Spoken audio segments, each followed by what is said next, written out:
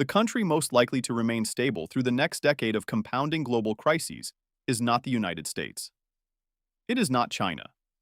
It is not Germany.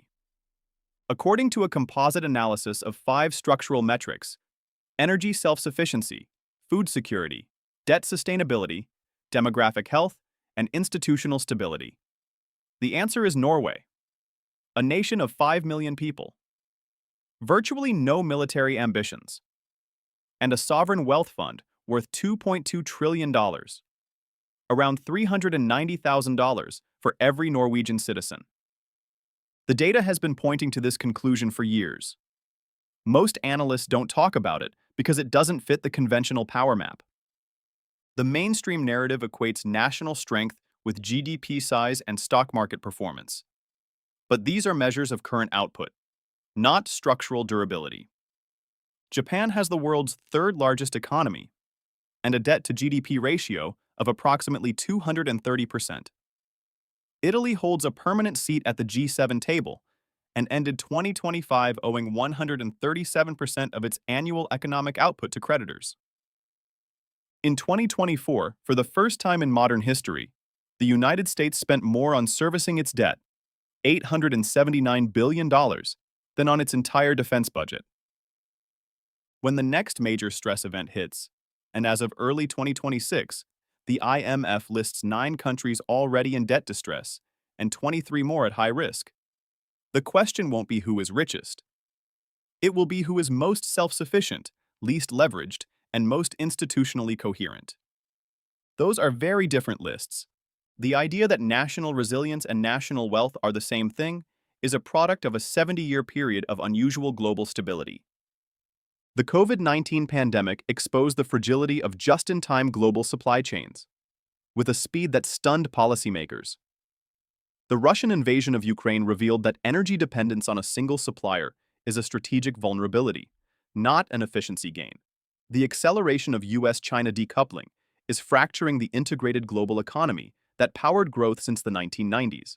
Against this backdrop, the metrics that matter are shifting. Energy self-sufficiency is no longer just an economic variable. It is a geopolitical one.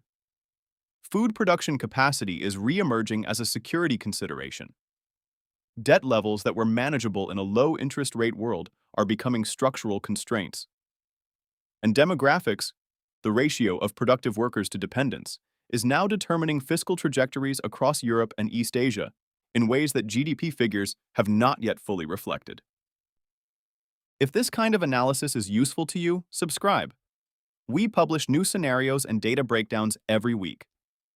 Only 13 countries globally are net energy exporters with a domestic surplus. Norway, Canada, Australia, Russia, and the Gulf states occupy this tier. Germany, the EU's largest economy, decommissioned its nuclear capacity while remaining dependent on Russian gas. That single decision was the largest unforced structural vulnerability created by any advanced economy in the past 2 decades. Australia exports 70% of its agricultural output.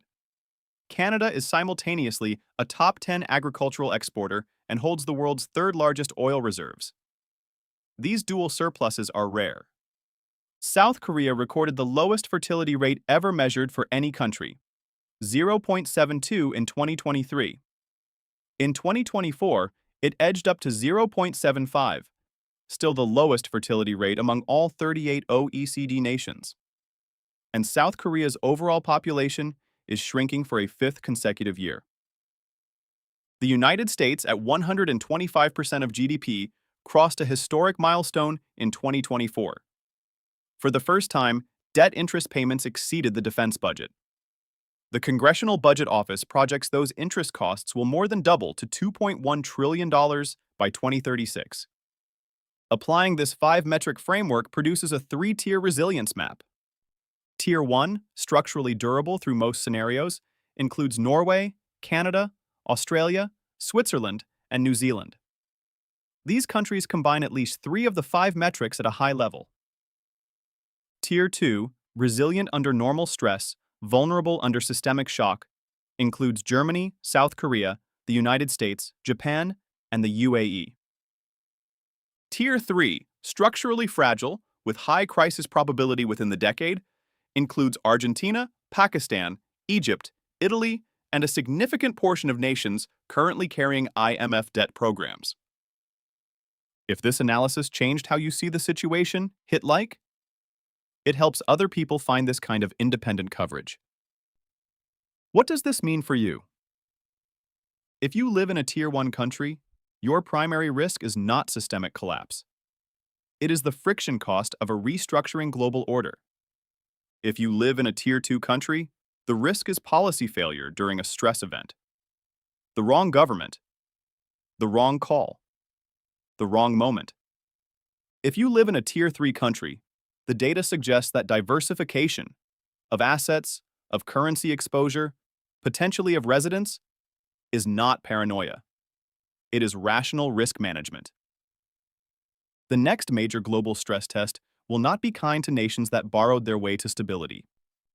The map of who survives it already exists in the data. The question isn't whether you can read the map. It's whether you're in the right place on it. And if not, what you're doing about it.